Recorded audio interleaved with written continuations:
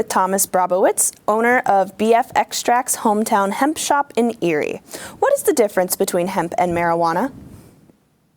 Well, in 2018, the federal farm bill defined hemp as cannabis sativa L in any part of the plant, including seeds, derivatives, extracts, cannabinoids, isomers, acids, salts, and salts of isomers with a delta 9 THC concentration of not more than 0.3% on a dry weight basis.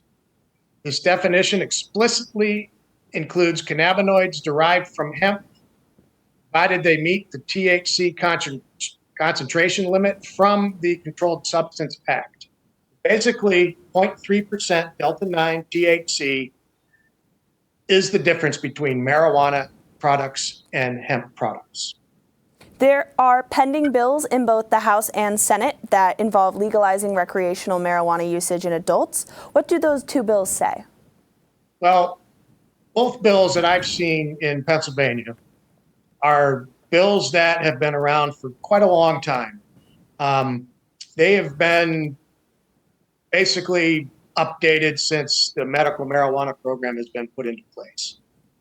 They are what we call in the industry an MSO bill. MSO stands for multi-state operator. That means these operators actually tailored these bills to benefit their business models. I don't know if you know this in Pennsylvania, but 19 corporations control 170 plus dispensaries in the medical marijuana industry. 19 of them. Only three of those are Pennsylvania-based businesses. The rest are multi-state corporations. They have the most to gain from bills in their current form, because the bills I've seen, House Bill 2500, Senate Bill 846, last year, I believe those numbers probably changed this year, but those bills were written to give those corporations complete access, basically, to the recreational marijuana program. What I didn't like about House Bill 2500 is there was language written in there to include hemp products under the marijuana umbrella. Hemp products are distinctively different than marijuana products at the federal level. Marijuana is completely federally illegal. Hemp products are federally legal. Marijuana businesses can't deduct normal business expenses on their taxes. They're subject to what's called the 280E rule of the IRS. Marijuana or hemp businesses aren't subject to that. Tying the two businesses together just creates a mess that I couldn't even imagine trying to navigate. Number one, the expense of being involved in the marijuana businesses or dispensary or cultivation businesses is enormous. For a small business like myself, there's no way I could get into it. We're talking hundreds of thousands, if not millions of dollars to participate in the marijuana products retail business. So how would if marijuana were to become legalized, how would a marijuana shop be regulated differently than a hemp shop? Well, I believe what Pennsylvania wants to do is regulate them like the medical marijuana businesses, which is very, for lack of a better term, it's invasive. The state is trying to run marijuana businesses. But they're doing that based on what the MSOs gave them as far as, guidelines for how we should be running. And those are, they evolved from the years of, legalization out west, California, Colorado, Washington State, where it first happened. I think if you look at those states, there's major problems with how much the black market has not been addressed because the prices are so high. The taxes that are involved, the infrastructure involved with running the business per the regulations. It's extraordinary how many people have to be in a retail store to run a marijuana business. Even in the adult use states, like around just over the border in Maryland. My son, who works for me in my store here, he was in Maryland and he went into a recreational marijuana shop to see what it was like. And, you walk through security. So there's a security guard sitting at the door. His only function is to check your ID coming in the door. Then you go through a bunch of bud tenders, basically, to talk about the products, and you have to go through some more security to get the product and get out the door.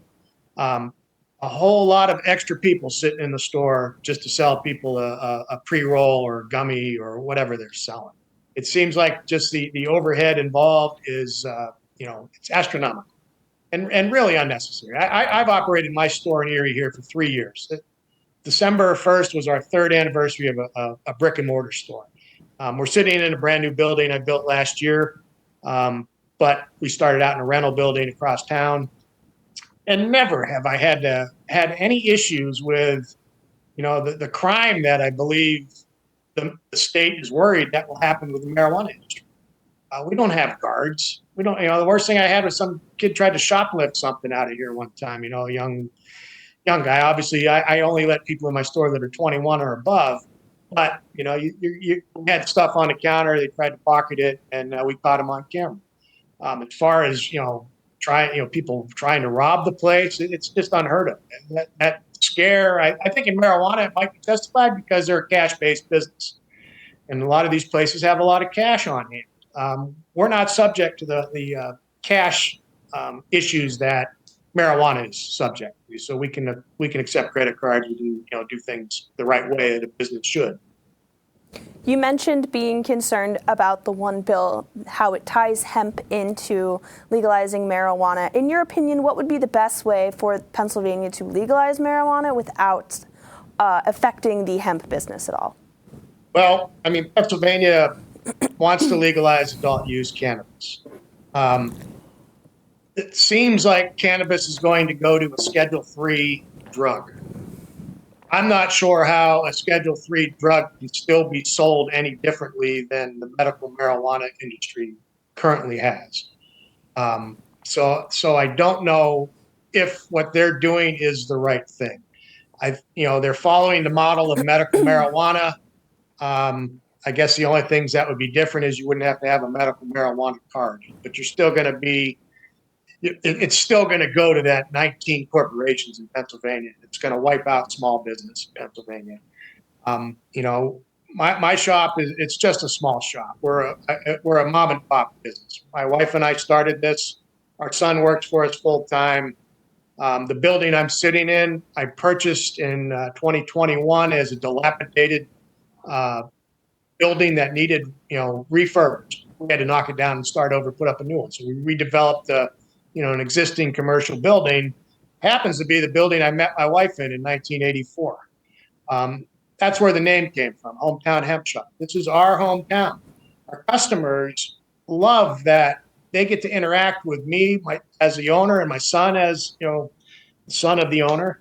And we've built relationship with hundreds, if not thousands, of consumers of these products that do not want to go into a marijuana dispensary.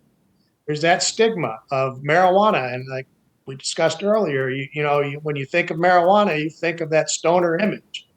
And a lot of consumers of these products that come from hemp, they don't want to have to go into a bong shop or a marijuana dispensary. They don't want to be seen going into that place. Whether it's right or wrong, it really doesn't make a difference. But that's what the consumer wants. Most of the states surrounding Pennsylvania have legalized marijuana. I know you mentioned New York and Maryland. How have their hemp businesses fared in the legalization of marijuana? The day in New York that marijuana legalization was announced, they also announced that Delta-8 THC was illegal. And then they changed the hemp laws in New York to put them under marijuana. So they've taken a federally legal business that was grown from the 2018 Farm Bill and lumped it under marijuana. New York's been a mess from day one. New York City, full of unlicensed dispensaries. They go and lock them up, put padlocks on the doors and a big sticker on their door, confiscate their inventory. It's just, and again, I mentioned 280E for the IRS. How can you put those two together and not expect fraud to happen? It's just a nightmare. I don't understand what some of these lawmakers are thinking until I put pen to paper and see what the math really shows. The amount, like Pennsylvania, we have 440 some thousand registered medical marijuana patients. The estimate for Pennsylvania on marijuana or cannabis consumers is 2.4 million. So there's 2 million people out there that are consuming marijuana. It's estimated around 700,000 daily consumers in Pennsylvania. The amount of flower required is astronomical. We're talking hundreds and hundreds and hundreds of thousands of pounds. The current medical marijuana cultivators can't make that much. And when they do, they're having issues. You get mold contamination. You got just the medical marijuana cultivators are growing marijuana for vaping purposes. They're not growing it for smoking purposes. So you're not getting the product that consumers want. How much support is there for the hemp industry in the state legislature?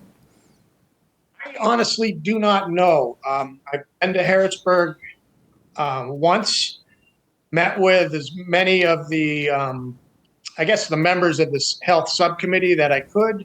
I met with my local state representatives, but as far as friends in the hemp side of the legislature, I'm not 100% sure who's really deeply involved. I know there's some work going on with the Department of Ag, mainly stemming from the hemp-derived beverage industry. They're trying to figure out how to regulate that side of the business because it's a booming industry growing nationally, and we have some great companies in PA that are making some very good hemp-derived beverage products. Those things during COVID were allowed to be sold in beer distributors and beer stores, basically. Now they're not. After COVID, PLCB wiped that out. It literally took millions of dollars of business out of the distributorship of adult beverages. Hopefully that'll change for in the future here, but it's another issue of should that be part of the marijuana industry. Marijuana is distinct. It's above 0.3% Delta 9 THC. That means you can have an edible product, like a gummy.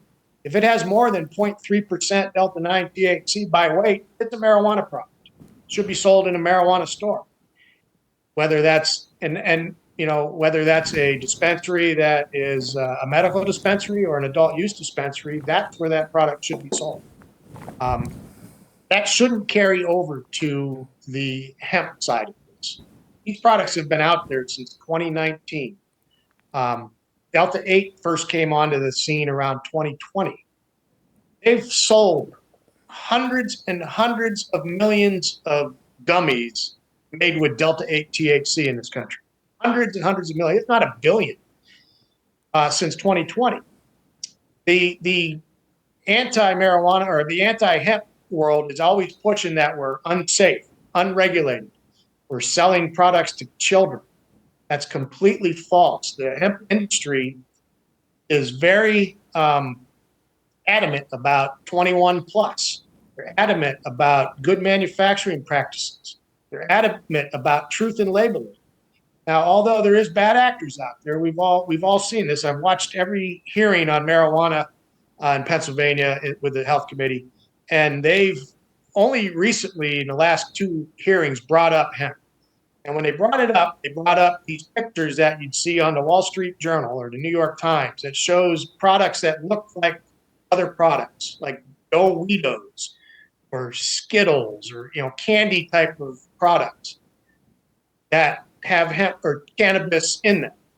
What is going on is those are counterfeit products from basically the black market. They're putting that stuff out there, labeling it as hemp product, but they're not hemp products. And we're not, in favor of those at all in the hemp industry. And I think you'll see that at the national level with organizations like the U.S. Hemp Roundtable and the U.S. Hemp Authority. They've been in the hemp space since the beginning, helping draft the Farm Bill and the language. They are very adamant about those not being part of the hemp industry. But that's a federal issue. That's not a state issue. manufacturing of hemp products and labeling of hemp products. If you make that a state issue, you'll have a hodgepodge of 50 different, regulations, which is what the marijuana industry is seeing right now. You can't buy marijuana products from a different state and sell them in a marijuana dispensary. Where in a hemp world, interstate commerce is readily available. I buy products from all over the country. I get products from Texas, Tennessee, Wisconsin, Indiana. They're shipped through the mail. UPS delivers them. This is something that marijuana is not going to be able to do, and I don't believe they're going to be able to do it even at a Schedule 3. So, really, it's concerning. Lastly, how soon do you think the Pennsylvania state legislature will come to a decision regarding marijuana and the hemp industry? Well, I know it's going to come up right after the first of the year in the new session. Representative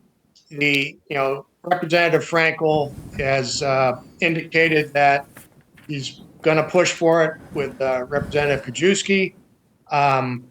They are very in favor of the state store model, which I can't ever see happening in Pennsylvania. The Republican legislature has been pushing for decades to remove the state store model and, or at least open it up to the public so you can have competition. I think that's an awful idea. Those same committees had the director or the secretary of the LCB in the hearings discussing, cannabis and marijuana being in the state store system. And that guy said, we don't know anything about cannabis or marijuana.